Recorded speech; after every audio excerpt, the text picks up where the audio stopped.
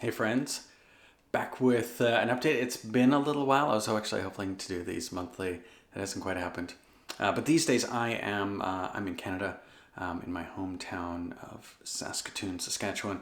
Been here since July, and I'm here for a few more weeks. But dialing back, the last time that I sent an update, it was in Berlin. I spent a couple of months over in Europe, and as you might have remembered, a little bit of time in Jordan as well.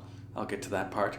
Berlin is amazing, one of my favorite cities, and looking to spend some more time over there for sure.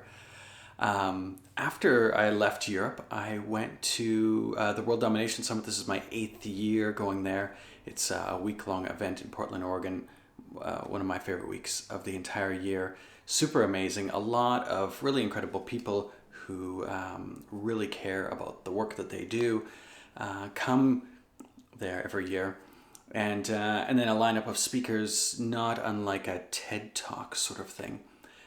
One in particular really stood out for me, this magician named Nate Staniforth, who talked about the power of awe and wonder in our lives. It really, really resonated with me, and I've actually told this story to a lot of people over the last 6 weeks or so, and I may actually do that on here too. It's a bit of a longer story though, so I just don't know what the best way of sharing that will be. I also, since coming back to Saskatoon, I held a screening for a documentary film by my friend Ben Randall.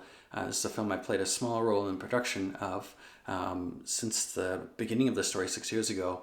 And it's about human trafficking, the story of two of Ben's friends, two young girls that he met in northern Vietnam years ago when he was teaching English in one of the schools there.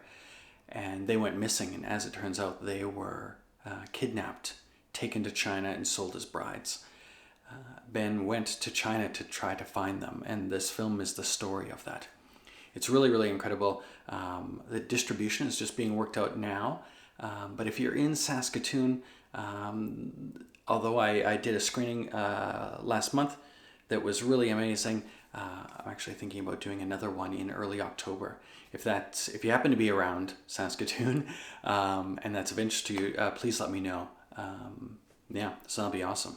As for what's coming up next, I'm heading to Alaska in September for a few weeks. A couple of very good friends of mine and very talented photographers in their own right will be up there hiking for a few weeks. So I'm super excited about that. And the Northern Lights, my friend Stephen is a Northern Lights tour guide. And it's interesting because even for where I grew up, I could see the Northern Lights many nights, from my front door even. That's changed a little bit now with light pollution over here, but I'm excited to see what they look like much further north too. As for tours I've got lined up, I've got 2 spots that opened up last week for my tour in November, my Myanmar, UnTour to Myanmar. If you're interested in that, do check it out, just the 2 spots left for the tour this year. And I have a couple of other tours that I'm involved with. So if you're looking to photograph with me, I'll be doing one in Ukraine, in Chernobyl, in early January of 2020. As you might recall, earlier this year I spent 4 days in the Chernobyl exclusion zone. It was really, really incredible. A place I've been super interested in for years. And you can come and photograph with me there.